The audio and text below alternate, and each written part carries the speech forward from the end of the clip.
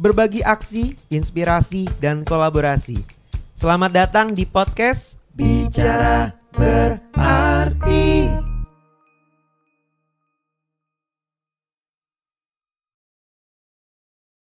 Anak sebagai guru gitu ya, kita belajar dari mereka. Kayak kita punya keberpihakan juga kan ke anak-anak gitu. Nah, kalau dari organisasi masing-masing, dari media yang dikembangkan gitu, riset gitu ya, itu melibatkan anak-anak nggak sih gitu ya untuk nih saya mau bikin program ini gitu, itu ngelibatin anak-anak nggak dalam mendesain?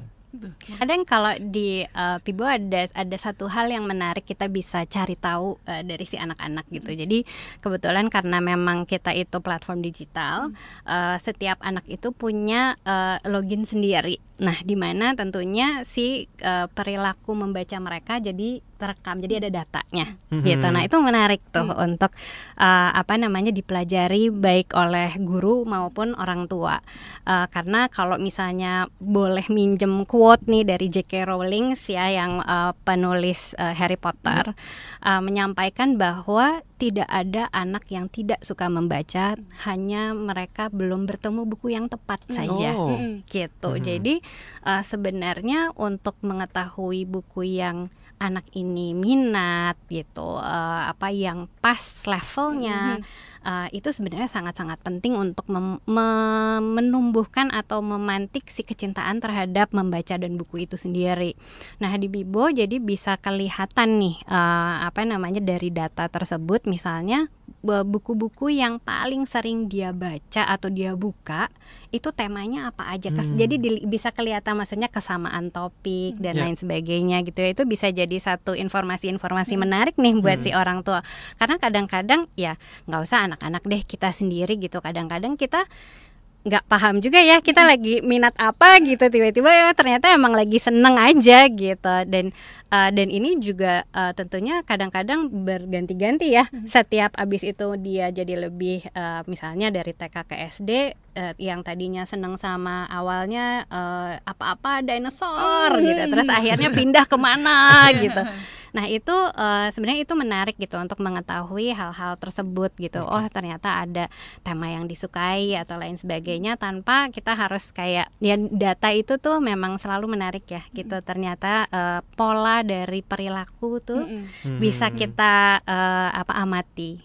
Berikutnya aku mau ngomong soal namanya ecological system theory. Ini dikembangkan sama Bronfenbrenner gitu ya. Ini dia psikolog gitu. Jadi dalam melihat tumbuh kembang anak gitu ya, individu itu sebenarnya ada layer-layer yang punya pengaruh terhadap tumbuh kembangnya gitu. Jadi tadi ya yang salah satunya sudah kita bahas di awal, peran keluarga gitu ya. Terus habis itu peran teman, peran sekolah gitu. Nah, tapi ada layer-layer yang lebih luar lagi. Jadi ada mikrosistem, ada ekosistem, makrosistem dan sebagainya gitu. Nah, di layer luar ini ada beberapa pihak gitu. Ada komunitas, terus habis itu ada media massa gitu ya, bahkan sampai ke pemerintah gitu. Nah, karena kakak-kakak ini juga di masing-masing organisasinya mengembangkan community base-nya masing-masing ya gitu ya. Tentunya tadi kayak ada orang tua, bapak ibu, partner gitu ya, sekolah gitu. Nah, kakak-kakak ngelihat peran komunitas saat ini gitu ya, terhadap perkembangan anak tuh seperti apa sih? Seberpengaruh apa sih gitu?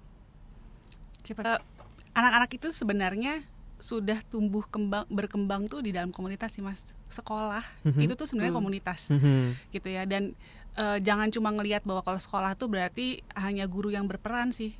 Semua orang yang ada di dalam lingkungan sekolah itu punya peran di tumbuh kembangnya anak.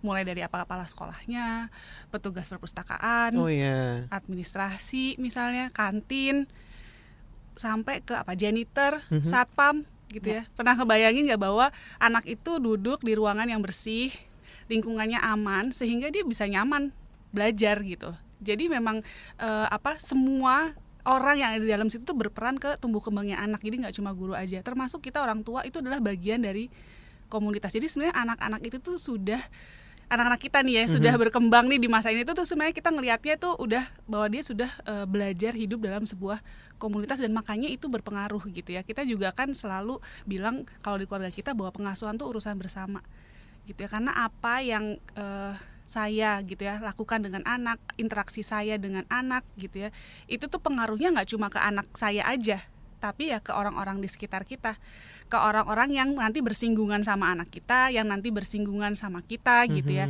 Ya itu sebabnya ya kalau memang lingkaran, mau dilihat lingkarannya emang luas sih gitu. Itu tuh segitu pengaruhnya gitu ya ke perkembangan anak-anak gitu.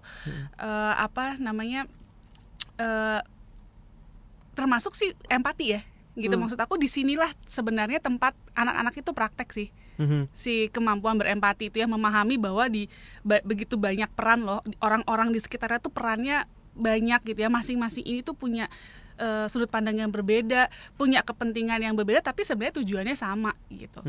Kayak gitu sih Mas, kalau di keluarga kita tuh makanya kita selalu bekerja sama juga dengan komunitas lain gitu ya, karena kita yakin bahwa ya apa yang kita lakukan kalau cuma di rumah kita aja nggak akan membawa dampak gitu. Padahal nanti anak kita keluar dari rumah, kitanya keluar dari rumah, kita berhubungan sama orang lain, berkomunikasi sama orang lain gitu ya, bertemu, itu kan pasti akan ada pengaruhnya gitu. Pun dengan media, kita tahu betapa ya pusat informasi juga sekarang gitu ya, dan itu ada pengaruhnya gitu ya, makanya kita berkolaborasi dari situ juga masuk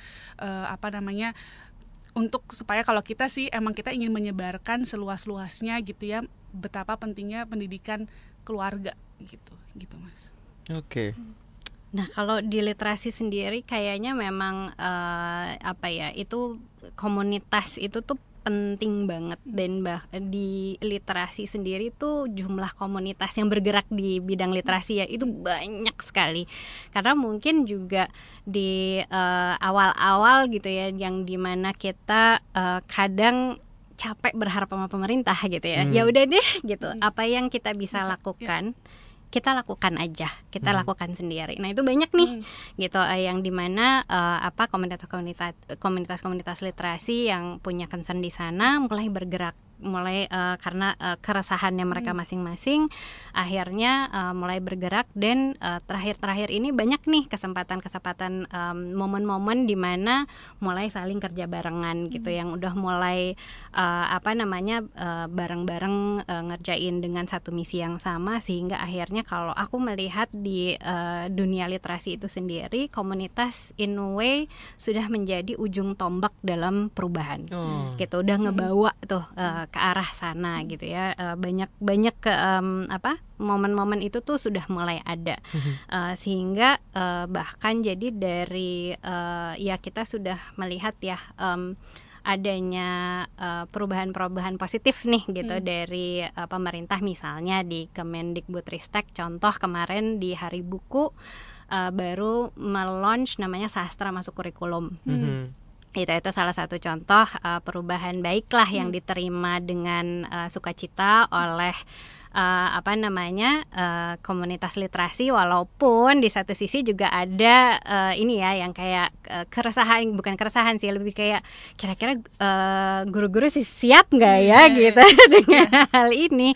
Tapi kita melihat ini intinya adalah sebuah perubahan yang positif lah gitu kan. Dari situ, nah gimana caranya jadi ke depannya kita terus ngejaga ini menjadi lebih baik. Tapi menurut saya sih komunitas akhirnya kembali ke tadi gitu, kembali mereka punya misi dan purpose mereka, sehingga apapun yang istilahnya pemerintah ada atau tidak ada punya inisiatif kayak gimana, akhirnya kembali lagi semuanya ke kita sih. Apa sih yang kita itu bisa contribute gitu. Itu semuanya dimulai dari kita gitu. Sebenarnya dari situ. Ini bahkan untuk istilahnya menumbuhkan minat baca, kecintaan terhadap baca gitu untuk anak-anak, sebenarnya mulainya dari mana adalah dari orang tuanya. Itu role modelnya di sana. Karena kalau misalnya dia ngelihat ibu bapaknya juga tidak suka baca atau apa, itu akan lebih susah untuk menumbuhkan si kebiasaan tersebut di anaknya. Oke. Itu ngomongin pemerintah, aku jadi keinget juga sih bahwa kalau kita bisa bilang punya harapan gitu ya, kalau kita memang kita pengen sih punya harapan bahwa pemerintah tuh bisa, dari pemerintah gitu ya yang menyebarkan gitu kesadaran itu, memberi informasi itu bahwa pentingnya pendidikan keluarga gitu ya, ke keluarga-keluarga di Indonesia gitu. Tapi sebenarnya keluarga kita sendiri itu sudah sih Mas berkolaborasi sama kementerian gitu ya, pendidikan gitu. Jadi kita tuh kolaborasi, jadi materi-materi pendidikan keluarga itu nggak hanya untuk orang tua gitu, tapi juga ke guru dan pengajar serta kepala sekolah gitu. Jadi ya sama ya Mbak, jadi kita pasti punya harapan lebih gitu ya, tapi sebenarnya kita juga nggak terus diam aja ya, kita bergerak, berkolaborasi sama pemerintah, sama pemangku kepentingan, kita juga dari di level-level kayak PKK gitu-gitu ya, kita terus bergerak sih gitu sih kira-kira. Nah, kan sebenarnya ada tren positif ya, aku lihat ya dari kementerian terutama pendidikan gitu ya. Jadi ada yang namanya P5 gitu, proyek penguatan profil pelajar Pancasila gitu. Kakak pasti familiar dengan hal ini gitu ya. Boleh tahu nggak sih tanggapannya kakak-kakak terkait concern pemerintah sekarang gitu ya. Terus apa sih yang pengen ditekankan gitu ya dari masing-masing komunitas gitu. Ya kalau saya sebagai relawan di keluarga kita punya anak yang bersekolah juga di sekolah formal gitu ya, iya itu pasti berdampak positif gitu ya. Jadi ada pembentukan karakter di sekolah gitu, tapi again itu cuma satu pihak, dan itu tuh kita butuh banget bantuan nggak hanya dari sekolah formal aja gitu ya, dari kita orang tua, dari peran keluarga lagi, kemudian dari komunitas, dari lingkungan di sekitar anak, itu semua punya peran sih Mas. Jadi kita nggak bisa juga kayak semuanya hanya kita serahkan ke kementerian gitu ya, lalu diturunkan ke sekolah, lalu kita berharap ya dari sekolah ini lalu semuanya anak kebentuk gitu karakternya, enggak sih. Itu tetap harus ada peran kita sebagai keluarga sih, masuk ke dalam situ yang tadi kita bilang ya, pengasuhan tuh urusan bersama. Apa yang saya lakukan ke anak itu, interaksi kita tuh akan berdampak ke orang-orang di sekitar kita gitu. Benar sih gitu, jadi bang harus ada peran kita. Aku setuju banget sama Mbak Arum tadi ya, apa namanya, antara sekolah sama orang tua itu tuh harus kerjasama banget, kolaborasi banget gitu. Apalagi ya maksudnya ngerjain si P5 ini gitu ya, sebenarnya juga kan ada tujuannya gitu setiap project ini. Nah orang tua juga harus mengerti gitu tujuannya apa. Jangan yang sering terjadi nih, akhirnya si P5 ini, si proyek-proyek ini yang ngerjain orang tuanya, karena kan banyak prakarya nih gitu. Nah itu kan akhirnya si tujuannya itu tidak tercapai gitu, tidak tercapai sih gitu. Maksudnya ini yang bagaimana ada perlunya komunikasi juga gitu, dan kerjasama kolaborasi antara si orang tua dengan sekolah dan sistem di sana gitu. Menurut aku tuh penting banget sih di situ gitu. Oke. Nah ini kan kalau kita ngelihat kompetensi gitu ya, kan ada banyak layer tadi, kayak misal pemerintah pusat, pemerintah daerah gitu, mungkin kompetensinya berbeda, concernnya berbeda, mungkin ada unsur politis juga di sana gitu. Terus misal guru gitu ya, guru yang di sekolah swasta, di sekolah negeri itu juga pasti punya kompetensi yang berbeda gitu, yang mungkin terpusat di Jakarta atau mungkin di daerah lain pasti punya kompetensi yang berbeda, termasuk juga orang tua gitu.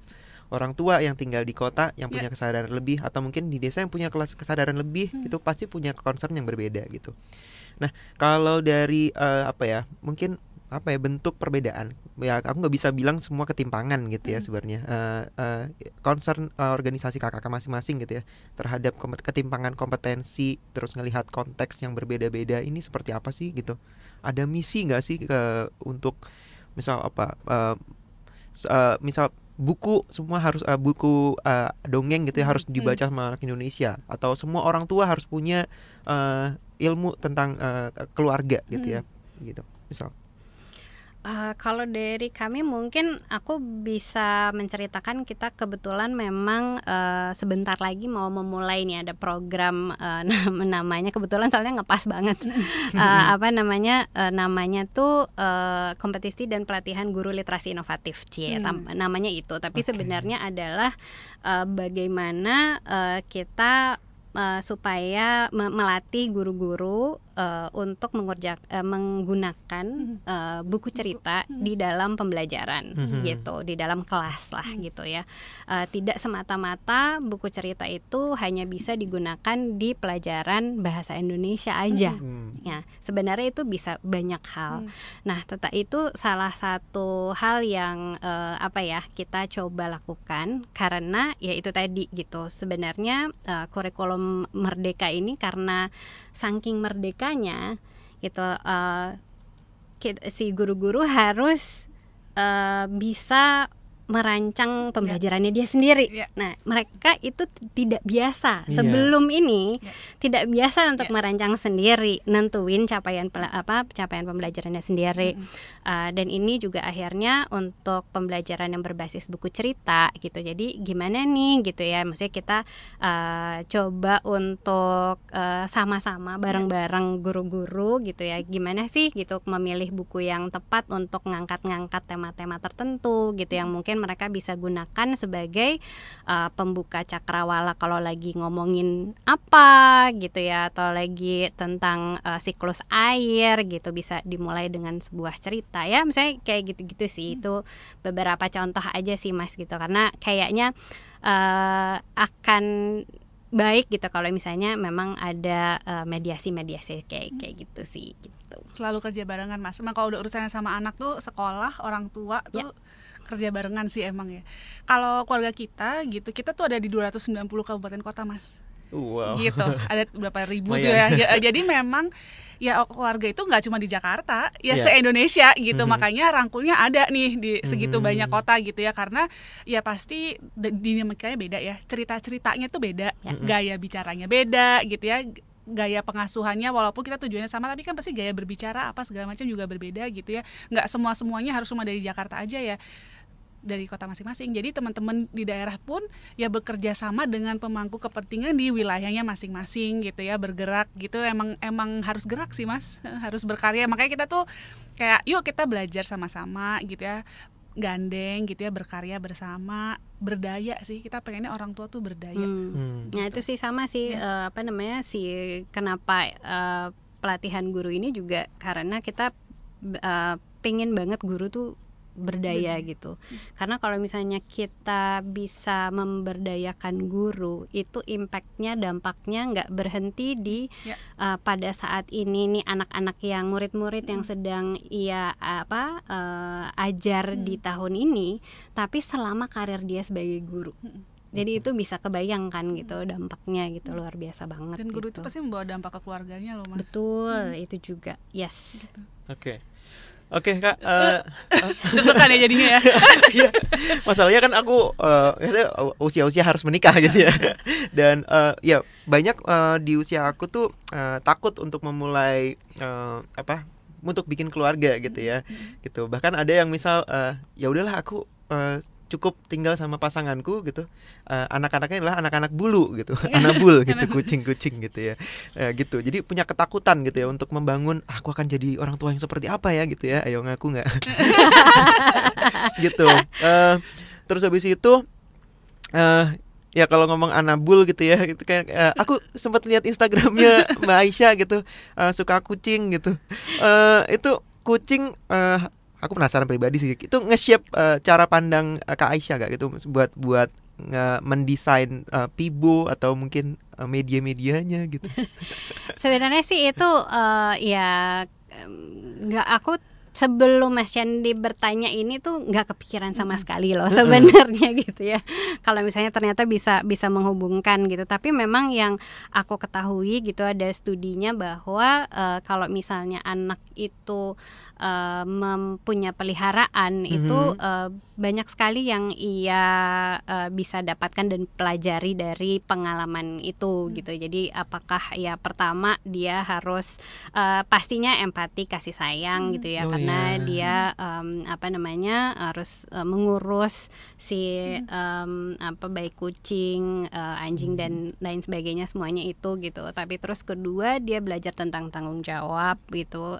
Jadi bagaimana dia harus ngasih makan, kalau sakit harus diurus. Nah yang ketiga gitu, ada hal-hal juga yang dipelajari itu misalnya adalah tentang kehilangan gitu ya. Itu ada suatu hal yang kompleks banget, tetapi ternyata bisa dilatih atau diperkenalkan gitu ya pertama kali gitu melalui si pet tadi gitu. Banyak beberapa kali gitu hal itu terjadi gitu. Apalagi misalnya contohnya yang paling gampang tuh paling cepat biasanya kehilangan itu si ikan cupang gitu ya. Biasanya tuh dibeli di pasar malam atau lain sebagainya. Nah itu juga, dan di situ tuh banyak buku-buku cerita anak yang membahas hal itu juga gitu, karena itu suatu hal yang sangat relate sama anak-anak gitu. Jadi bagaimana dia berinteraksi dengan semua keadaan lingkungan di sekitarnya. Nah itu termasuk si anabol juga gitu. Jadi banyak mereka itu belajar tidak hanya dari manusia-manusia, tetapi semua yang ada di lingkungannya. Oke. Berarti tadi harusnya si ecological system theory itu harus ada hewan di situ. Sebenarnya ya, lingkungan alam ya. Alam itu memang kita belajar banget loh dari alam juga loh, Mas. Harus ada sih itu, Mas. Dan itu tantangan anak-anak sekarang ya. Ya. Kurang koneksinya ke alam kan gitu. Semua di depan layar, kegiatan, apalagi anak-anak pandemi. Oke. Ya kan, mereka sempat terkurung, mereka kehilangan lumayan tuh sekian tahun gitu ya, nggak ngerasain yang namanya yaitu ke alam. Makanya sekarang tuh emang lagi aku sih anak-anak juga aku encourage untuk kita yuk misalnya main ke Curug gitu ya. Seneng banget loh anak aku, suka nggak mau pulang, aku mau 100 hari katanya di sini gitu.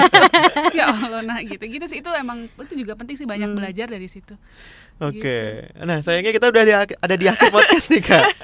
Dan aku mau ngucapin terima kasih buat kakak-kakak sudah mau cerita gitu ya dari keluarga kita dan Tibo gitu. Dan aku mau ngasih tantangan terakhir. Waduh.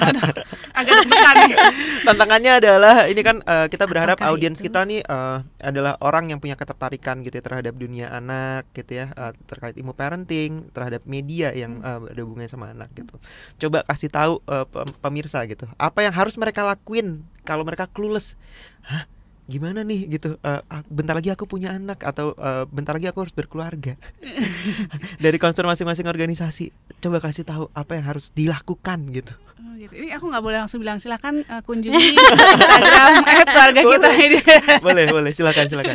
Gitu. Kalau dari keluarga kita, karena kita itu berkembang komunitas orang tua berdaya gitu ya, percaya yang namanya pengasuhan urusan bersama, soal support system. Jadi please do cari support system ya, gitu ya, orang-orang terdekat, orang tua, teman, kerabat. Bahkan ya ini kalau ada yang mungkin punya keterbatasan, mungkin anak dari anak tunggal gitu-gitu ya, nggak punya siapa-siapa, yuk bergabung aja sama kami. Temennya banyak dengan segala dinamikanya gitu ya, bergabung sama kami, kita belajar sama-sama, gandengan, terus berkarya gitu ya, berdaya, gimana caranya kita bisa mengamplifikasi ini tentang pendidikan keluarga gitu. Nanti kita juga mau ada festival keluarga kita, yuk kita main bareng, kita beraktivitas bersama. Siap. Kak, silakan, Mbak. Oke, kalau dari aku mungkin kalau yang namanya yang dibilang buku itu jendela dunia, kita belajar banyak banget dari situ. Jadi bukan artinya kalau misalnya dan ini nggak hanya buku ya, jadi ini membaca in general gitu, yang dimana sekarang itu banyak sekali akses nih yang kita bisa gunakan untuk mendapatkan banyak sekali informasi. Jadi ya cari tahu ya, membaca sebanyak-banyaknya yang bisa gitu, kira-kira apa yang diperlukan untuk mempersiapkan diri juga, belajar dari yang lain. Bukan artinya kalau misalnya salah satu hal yang dengan membaca buku itu adalah kita belajar dari pengalaman orang lain gitu. Nah itu juga bisa diambil, dikutip dari sana juga. Kita harus cari tahu lebih banyak karena kita sendiri itu memang kemampuan literasinya harus terus diasah. Sebagai ini yang dicanangkan terus nih sama si Kementerian Dikbud juga gitu, bahwa kita itu perlu menjadi karakter yang pembelajar sepanjang hayat. Nah ini sendiri itu tentunya kita sendiri terus belajar, dan jangan takut salah. Tidak takut salah. Tadi gitu, jadi terus aja Memang prinsip Cita tuh primbonnya mantep, Mas. Oke, siap. Gitu sih kurang lebih. Oke, ya terima kasih kakak-kakak gitu ya sudah berbagi aksi, inspirasi dan juga kolaborasinya gitu ya di Bicara Berarti gitu. Dan ini karena bentar lagi kita Hari Anak Nasional, jadi kita ucapin selamat Hari Anak Nasional Selamat buat Hari Anak semuanya Nasional. bulan Hari Juli. Anak Nasional. Dan terima kasih sudah hadir, udah berbagi cerita. Makasih Sampai ketemu lagi di kesempatan berikutnya di podcast berikutnya. Terima Terima kasih. Terima kasih. Bicara berarti. Bicara berarti.